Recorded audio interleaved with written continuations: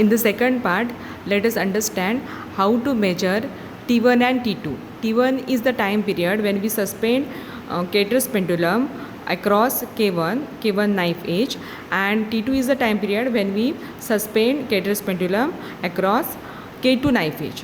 So here I have suspended Cater's pendulum along K2 knife edge. So here you can see I have suspended Cater's pendulum at K2, right? Now I am measuring T2. Okay, to measure T2, this is the position which we call as a equilibrium position, mean position of the Cater's pendulum. Okay, so to measure the time period of the oscillation, we have to shift Cater's pendulum from equilibrium position, right? So here you can see that one pin is attached at here, right? So this pin we consider as a reference, right? So to measure the time period, we have to oscillate, we have to provide oscillation to Cater's pendulum, right? So for that I am displacing Cater's pendulum through small displacement, approximately 2 centimeter. So here this is the mean position. So now I am displacing from mean position and I am releasing. So what will happen? This Cater's pendulum will start to oscillate. Now what is our main part?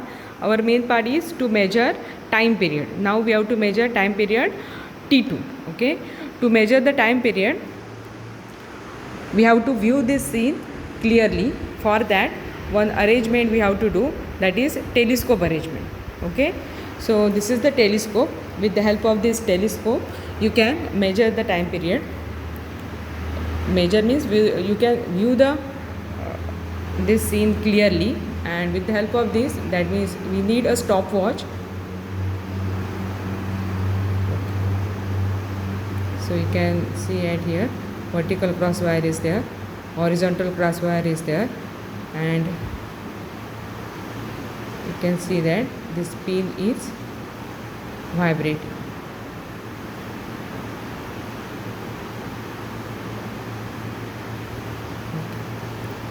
So suppose I want to measure the time period for 10 oscillation, then I have to start the stopwatch at this instant.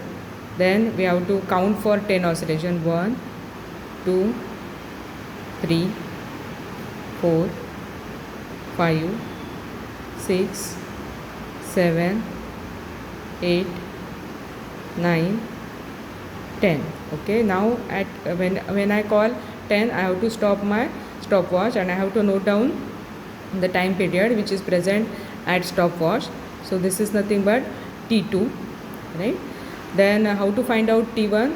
For T1, I have to suspend Cater's pendulum along K1, right? So this is the K1. This one is K1. I have to suspend it along K1. Okay, and same procedure we will have to do. We have to measure the time period.